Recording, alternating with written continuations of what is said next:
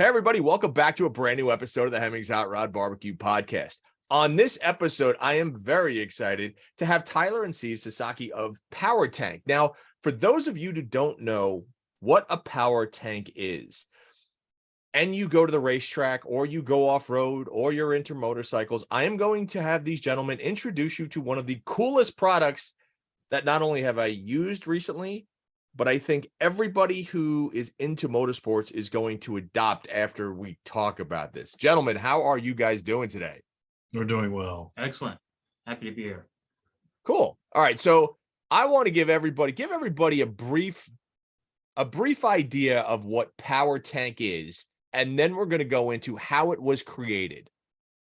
Go ahead, Tyler. So Power Tank is essentially just a compressed CO2 system, and we use it primarily for tires, but it also runs air tools, blows things out of your vehicle. For us, we started in the off-road industry, so we have big tires, and the benefit to CO2 is it's large volume, but it's also safe to transport.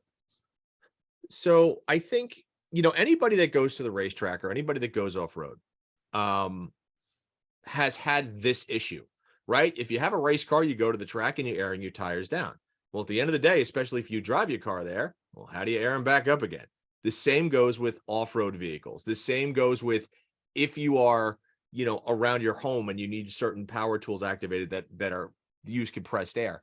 It is such a cool product that utilizes such a compact space that is you could take with you just about anywhere you go. So I wanted to say, how did you come across this, or how did you decide that this was a need? Like, what was the genesis behind this?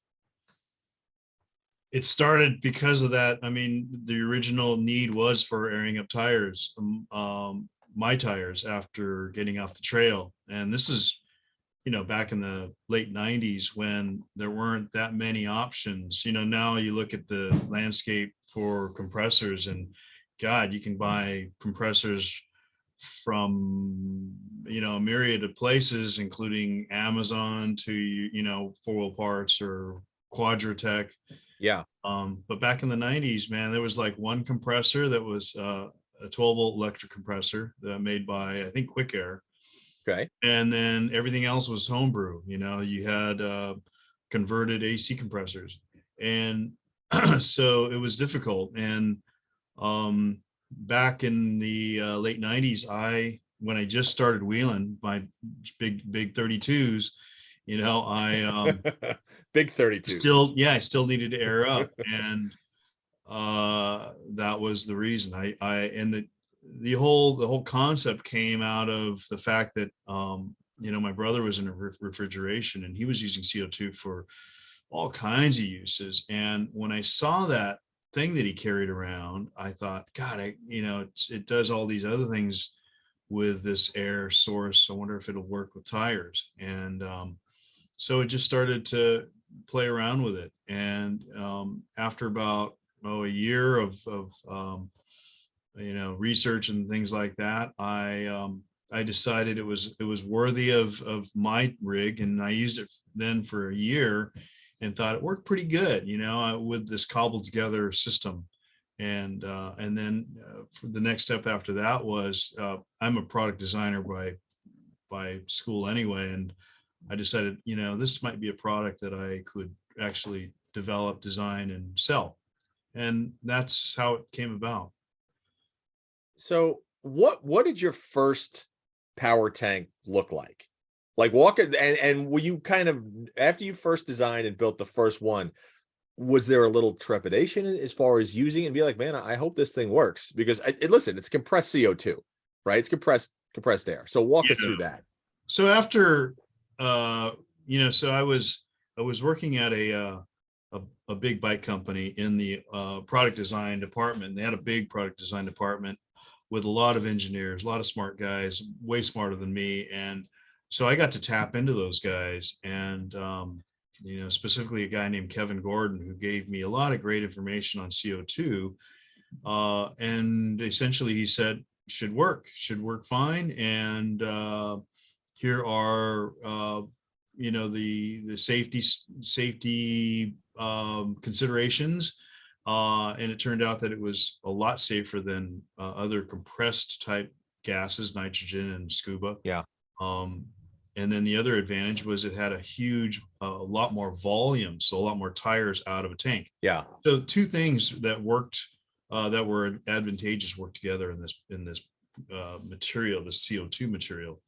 And then the problem was, well, it was difficult to find a regulator that supplied the flow rate that I wanted, Okay. because CO2 is, a gas that's used in primarily in welding gas, or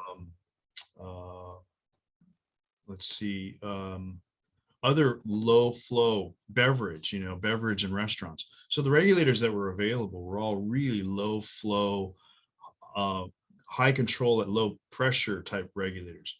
Yeah. And I had to adapt certain things to get it to work with CO2. And CO2 is really a tough gas in that, on regulators, in that it gets a bit colder than some gases as it flows, as it expands. And sometimes regulator parts don't like that. And then you'll destroy regulators. So, I had a great store, big giant welding gas supplier next to me in my town that I was living in at the time. And this guy was so helpful. I told him what my issue was, my problem that I was trying to solve. And at this point, I'm not thinking about turning it into a product. I'm just making something for myself.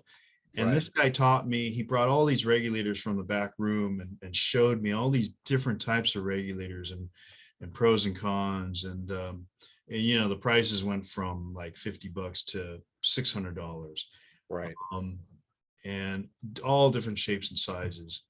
So, so that really helped me to fast track it to a design that I thought would work, and it actually did. It worked pretty well. So that was what the first power tank regulators were based upon, was this regulator that was actually made by a U.S. company, Western Enterprises, and then it just kept getting improved from there. And we've probably done at least a dozen improvements since those days back then.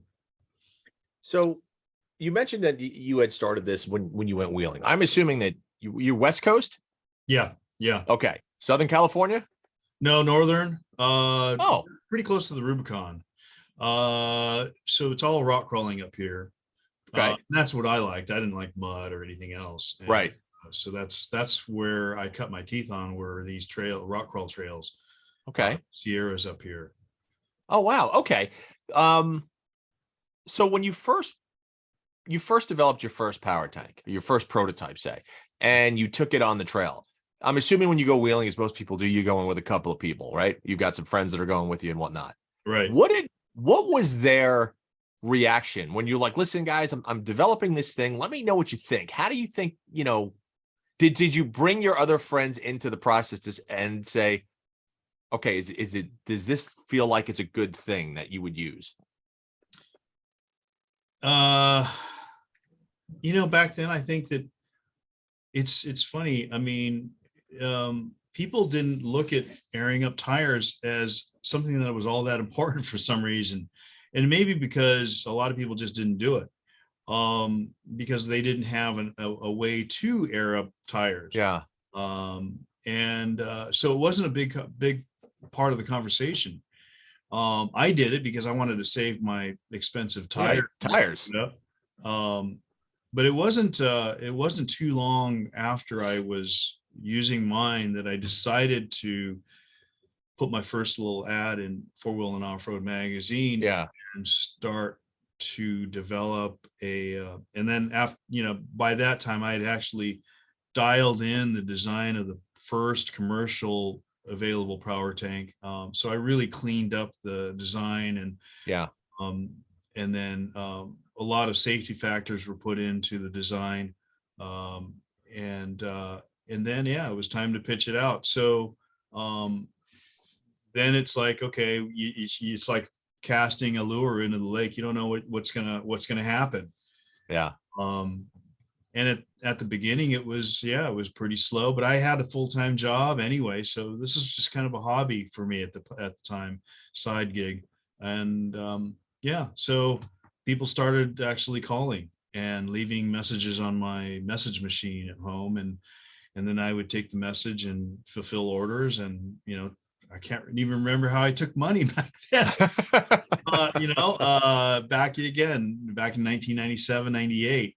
But somehow I did it, and I fulfilled orders. And I remember out of my garage, the UPS truck would stop and I'd hand him a few boxes, and we'd do that every day. And it was all done after hours. I would come home and start my second job, essentially in the garage, building parts.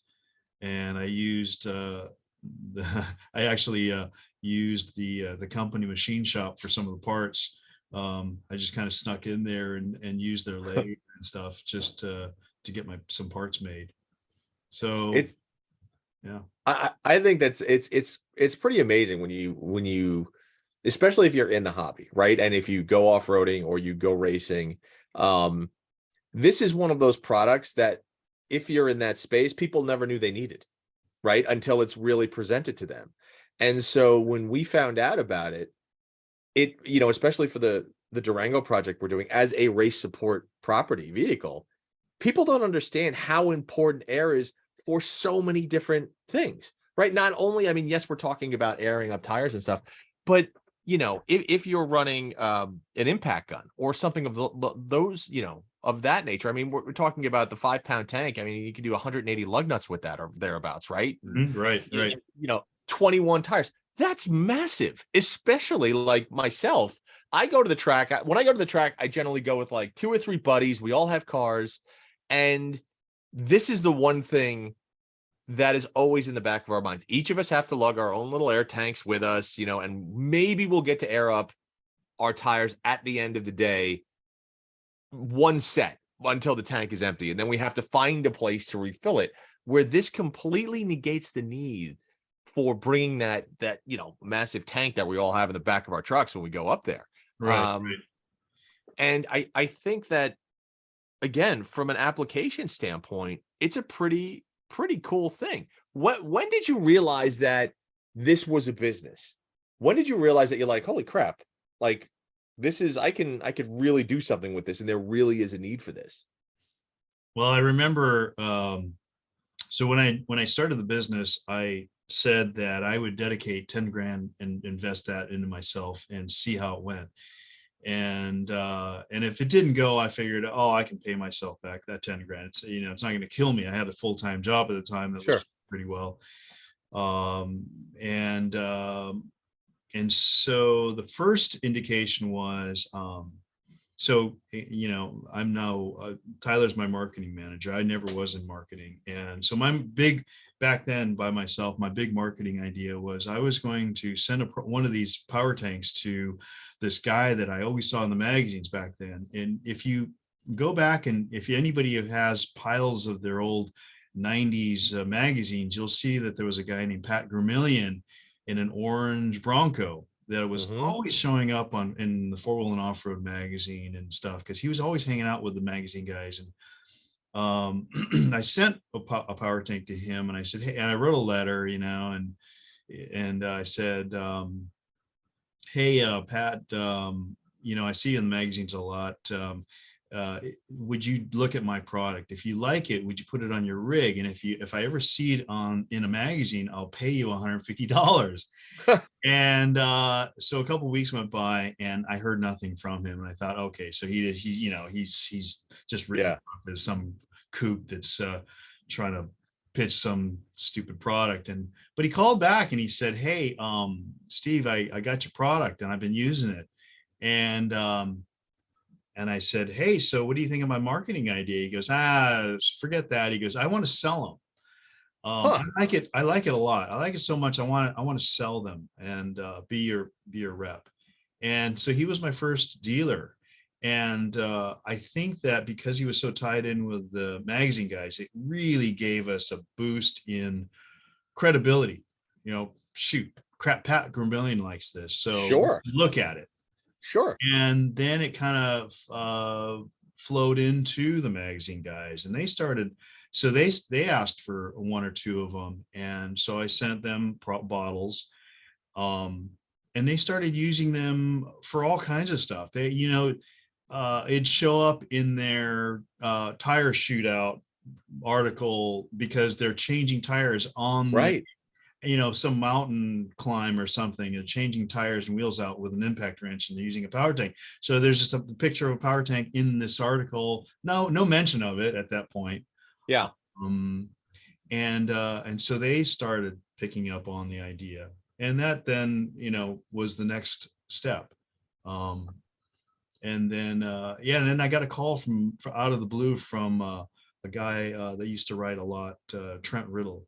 He said, "Hey, I'd like to come by. I'm out in your area. I'd like to come by and do a feature on your product." And that he was with Four-Wheel Drive and Sport Utility at the time. He goes, Okay. "And maybe take a tour of your place." I go, "Yeah." I go, and he had no clue. And I didn't tell him that the tour was only going to take like 5 seconds, because I'll have the garage door.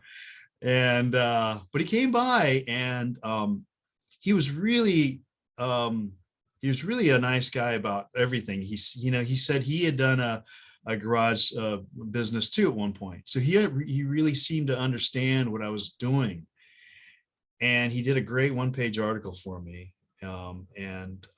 Again, just another little stepping stone towards getting the business on its feet.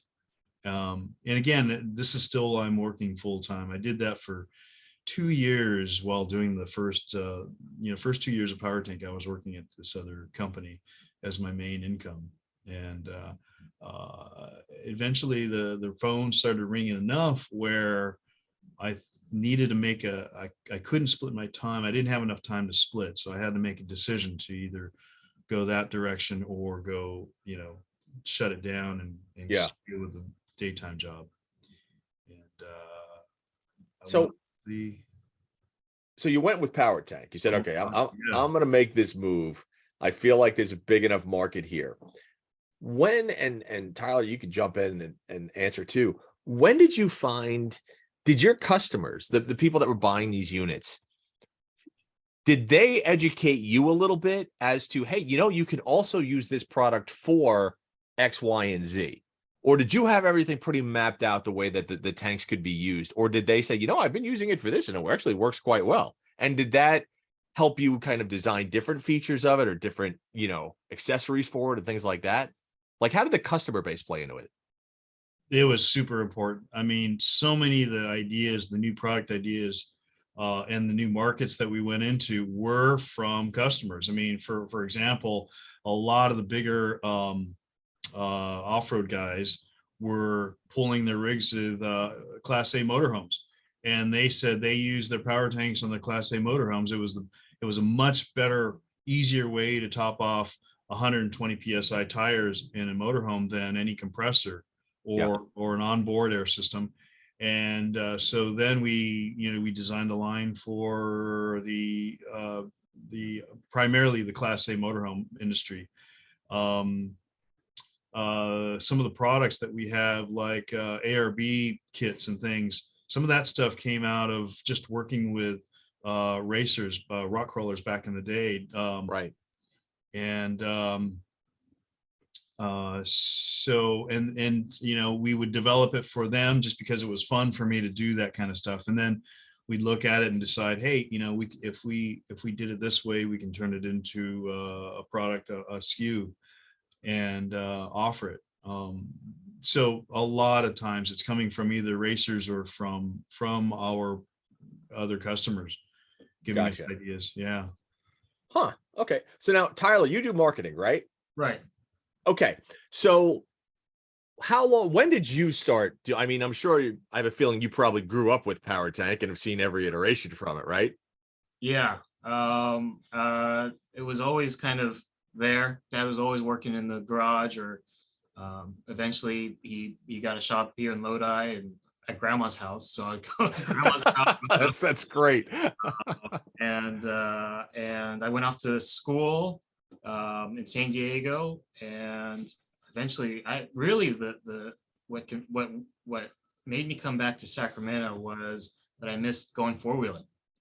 I didn't have many four-wheeling friends in San Diego. Now that now that I'm in the street industry, I know that there was huge opportunities that I was just missing. Sure. But, that was a big thing. So I said, I'm going to move back.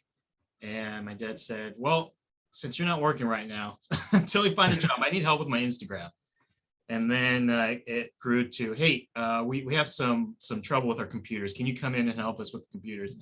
And I don't remember when that became a full-time job, but here I am 5-6 years later. And yeah, I really kind of found what I'm good at and what I like to do. That's tremendous. I mean, it's interesting when a product comes along, and again, I always go back to it's the thing I never knew I needed, because I just didn't know it was there, right? So I have a very good friend of mine, my friend Cliff Burns. He runs King of the Hammers every year, and we had gone down to KOH a couple of years ago and did this big. We filmed it for a couple of days and spent, and it was interesting to see how guys would get along. Meaning what type of equipment they used, how they would air up, air down, what type of things they were using to kind of power their equipment, whether it be an air tool or whatever the case was.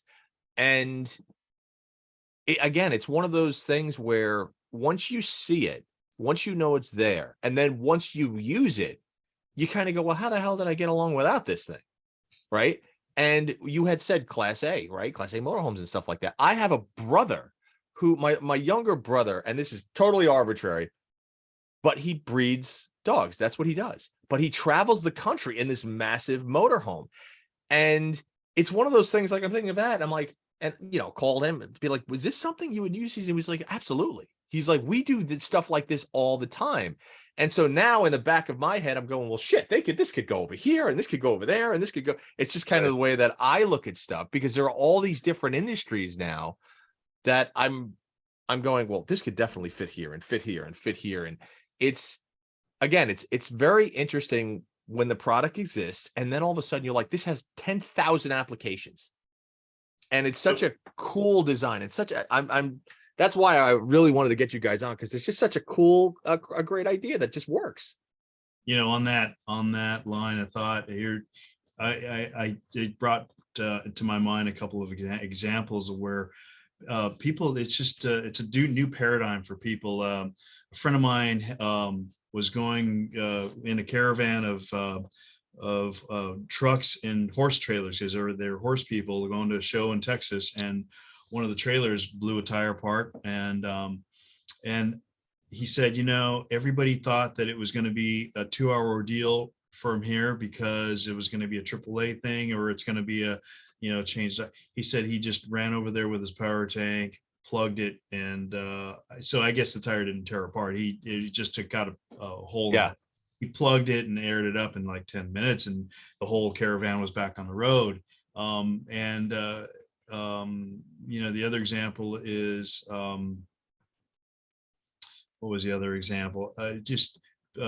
People seeing it for the first time and thinking, how did that happen? How did we get this fixed so quickly? I used to tell people back when high lifts were probably more popular than they are today. It's like a high lift. Once you get to use a high lift, you'll never leave without your high lift. I mean, once you use a power tank, it's like, wow, I can't go on the trail without it. Yeah. And I think that's just it, right? It's and I think from not only the motorsports uses, but just home usage, travel usage, if you have horses, RVs, things like that, motorcycles, they're just, I look at it as what I do in this hobby, right? And the more stuff I do, like if I go to film somebody's car, when I used to go film individual cars, and my biggest thing is we would always shoot B-roll around their garages and see what type of equipment they had. And I would always end up asking questions about, why do you have this? And what is the purpose of this tool? And why do you do this? And so many of the things that the enthusiasts would use were kind of homemade tools. And they'd be like, well, I didn't have a tool for this, so I just kind of made it. And as well as I do, you guys know, most enthusiasts are pretty handy, right? Mm-hmm. Guys that wrench on their own stuff. they could pretty much cobble together something that fits their needs. A lot of times they'll create something that the world needs, but they don't even realize that it fit their need, but they don't think of it as they can kind of expand on that and market that. So the fact that you found this need, created a product, it worked for you, and then said, wait a minute, I got something here that I can really kind of move to the masses, I think is a huge thing. So that said, what other markets do you go after? Do you go after the RV market? Do you go after agriculture? Do you go after, business? Because you have, if you go to the Power Tank website, you have a host of different size tanks. You have a host of different accessories for different applications. Where do you see the brand going? Like, do you see it just keep growing and growing? And are you looking at different size tanks, at different, things that you want to expand to? Well, there was a point where I was spreading ourselves too thin because we were going after the RV market, going into the RV shows and then the tow market, another market that could use this air system in just to add safety while they're on the side of the road. Sure. We were going to tow shows. We were we actually started we designed a whole line of construction, and we were going to start to really market hard to the construction market, to run nail guns and things like that. And it was just too hard for such a small company. And it was just one of the lessons I needed to learn was, you're going after too much all at the same time. And it's almost like every time you get into a new market, you're starting a new business. Well, and then all your businesses start to suffer because you don't have enough resources. Right. So after Tyler came in, we looked at the off-road market and we said, we're not even tapping into the full potential of the off-road market. And it was growing. Jeep was coming out with some great products, and more people were just jumping into this industry, this whole sport. And so then we decided, let's pull back everything. Let's just focus on one market, which we do still today. And sales really went up because now all of our energy is in marketing into one market. And this is the language that we speak as off-road. Sure. And so, it worked out well. Could we go into those other markets? We still can if we decided to expand. But at this point, we're about as busy as we can be with, the resources we have, the facility we have, and it's going pretty well. And part of the perks is that we have a couple of really nice built rigs, marketing rigs, Jeeps, and then we just bought a third, which is the Bronco. And we've seen Moab, I've seen Moab over a dozen times, and we just got back from Death Valley last week, so we get to use the equipment, use the power tank, and get to see cool places. And at the end of the day, we could have gone to any of those and chosen that as our focus, but we chose off-road because that's where we started and that's what we really like. So sure, if we were to expand and we would look into track cars and hot rods, and that's why we wanted to partner with you and kind of do something else that's still fun, that's still automotive, because we're car guys. Yeah, well, I think that's, like I said, that was one of the biggest things. I mean, I'm up in Northern California. I'm in the Bay Area. And so, I moved to where I moved because I had 3 racetracks within an hour and a half from me, right? I got Laguna Seca, Thunder Hill, and Sonoma Raceway, right? During the summer, we got Wednesday night drifts and drags. We've got road course stuff, HPDE days and stuff like that. But we go to the track a lot. And that's literally how the idea for this Durango support vehicle came about. And it was, going to the track and saying, literally all my buddies, we would sit around and be like, man, wouldn't it be great if we could just consolidate all our crap into one vehicle and not have to worry about it? And then we heard about Power Tank. I heard about Power Tank and I was like, this is perfect. And it was cool. It was again, it was a very cool thing because we know what we take to the track. We know how much shit we bring on a daily basis, right? Whether it's food, equipment, safety gear, tools, the whole deal. This was almost like the cherry on top, which was so cool because all my buddies looked at it and they go, again, where has this been? So if you guys are gonna, if you guys ever want to go hardcore into the race seat, let me know, because I am so on board with this product because I absolutely love it. And if you followed me in the past, like, you'll always see, I don't even wear anything with a logo on it because I only wear stuff that, as far as product goes, where I really love the product. And I just think you guys knocked it out of the park. And as an enthusiast, I can't thank you enough for bringing it to market because I think it's brilliant. I just think it's a brilliant product. Well, we might have to buy a race car then. And Yeah. So we've got SEMA coming up next week. Will you guys be at the SEMA show in Las Vegas? we'll be on foot. Yeah. On foot. Okay. Yeah. So we will be camped out, or I will be camped out primarily in the Dodge booth. The Durango will be in the Dodge booth this year. Okay. Okay. So if anybody out there who's listening to this, go to the Dodge booth during SEMA. We will have our cargo glide system. You will see the power tank in its glory with its accessories on the back in the Dodge booth. Come by, ask me questions about it. Tyler, Steve, you guys need to come by.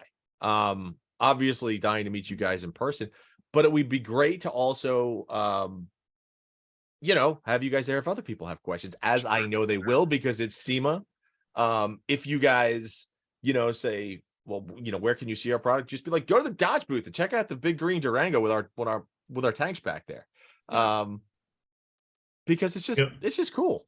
We typically have quite a few power tanks scattered throughout the show, and all kinds of cars, primarily off-road cars, but it'd be cool to see it in a different type of vehicle. Yeah, no, without question. So, okay. So we talked about how the company began. We talked about, how it got started, product development and things like that. Are you always looking at different ways to improve the product, or do you look at, I think there's an accessory that we can develop for the product as it exists? Like, does your mind constantly work as a developer, and then Tyler, does your mind as a marketer constantly say, okay, I got to do this, and this if dad comes up with something else? Yeah, it's a really cool dynamic because he's always creating things. Okay, I have this idea, I'm gonna make this change, and then I provide the input. Okay, well, here's what the customers are saying, here's what the customers want, and then we find the compromise, or the best of both worlds, so to speak. Going back to an earlier question, when you said, hey, do you get feedback from your customers? And the tire inflator that you have on the Durango, that's a racer series. That was from directly because someone came up to us, our booth at the PRA show, and asked, I have all these gauges, I don't know which one's accurate. And he can finish that story. Yeah. So, and I had all that. I was there. I think it was my first year at the PRI show, and I was, little table, little 10-foot booth, and I was showing all my wares on this table, and I had all these tire inflators, and I'm trying to break into this new market for us. And the guy handed me that question. He said, we got all these gauges. How do I know yours is the accurate one? I had no answer. I said, you know what? That's a great question. I don't know. So I went back and I said, how can we create the accuracy standard? It exists in the air, but we can't. How do we tap into that? So that Racer Series product went back to our supplier, the gauge supplier, and he said, you know what we can do? We've got this huge, expensive tester. We can test the gauge, put a serial number on it, and then give you the printout of the test that we did to that serial number to prove that it's within spec. And in this case, it's plus or minus a quarter PSI. And then that stays with the regulator. And when you sell it, then you have a certification. And so that's what we did with that product. You always want to probably check once in a while. We said, okay, so we'll guarantee that accuracy for a year. If you ever wanted to recheck it, we now have a tester. You can just send it to us, and we'll just make sure it's within spec. And if it isn't within spec, we'll replace the gauge. Oh, fantastic. Okay. Well, then let me also ask you this, right? These are CO2 power tanks. You know, I think that's one of the questions. Where do people fill these up, right? Fire extinguisher service shops primarily. But then you think about CO2 and all the industries that use CO2. It's the welding gas supplier, it's the fire extinguisher, it's the beverage, you know, the restaurants pushing beer and Coke, it's hydroponics. And so oftentimes the customers will say, you know, I'm not going to a fire extinguisher place. I found a hydroponics place, or I found a beverage place that does it. And when they tell us about those places, we add them to our map. We keep a map of known refillers on our website. So Very cool. There's a great starting point, and we're always adding to it. Yeah, that's a good question, because that's a key requirement, right? If you want a power tank, is can you get CO2 easily? Yep.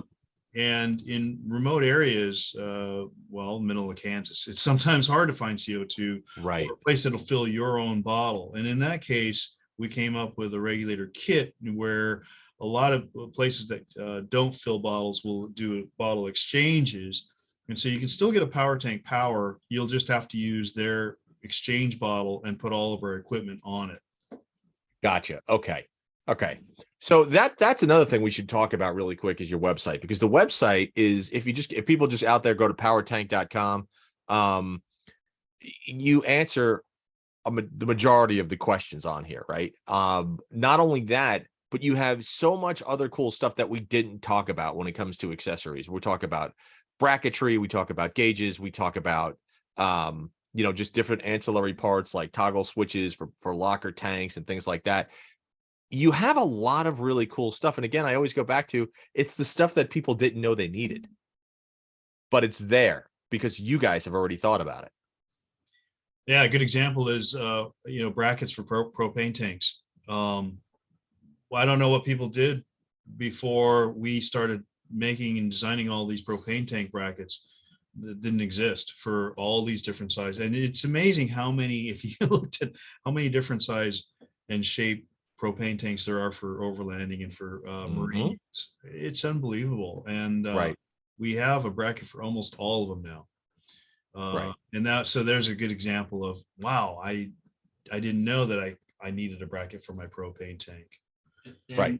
And all of our accessories came out of a need, because you can't just buy a generic tire inflator and use it with a power tank. Because we're putting out so much flow rate and so much pressure, our big regulator puts out 400 PSI. Most air tools on the market are made for compressors, 150 PSI. So we have to build all of our accessories, our blowguns, our tire inflators, extra extreme duty to handle that kind of pressure without exploding. So everything's built to a higher standard. It all works as a system. You don't buy just the power tank, you buy the power tank as a kit with the bracket or bag, the hose, Right. special hose that we make for our system, tire inflator.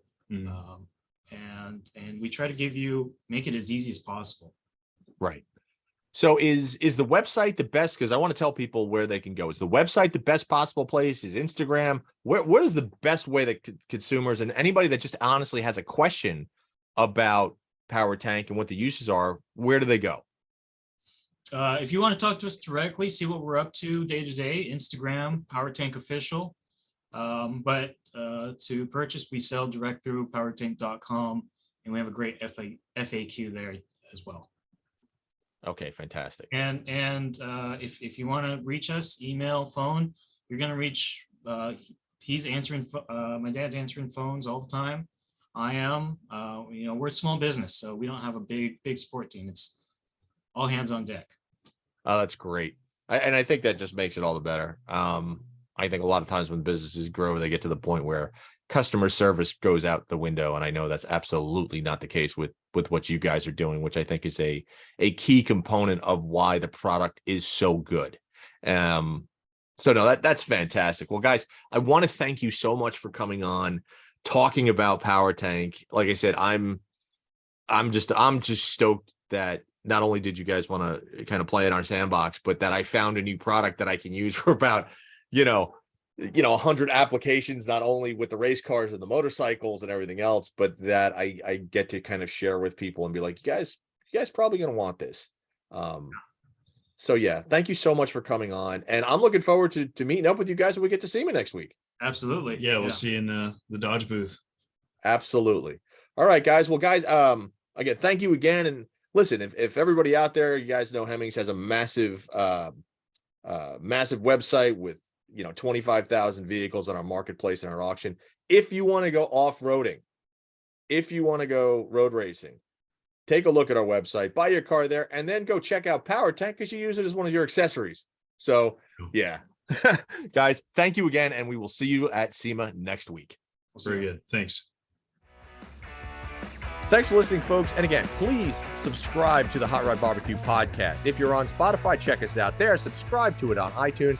And if you are going to go to YouTube, make sure you go to the Hot Rod BBQ podcast and hit that subscribe button, and we'll come to you every week.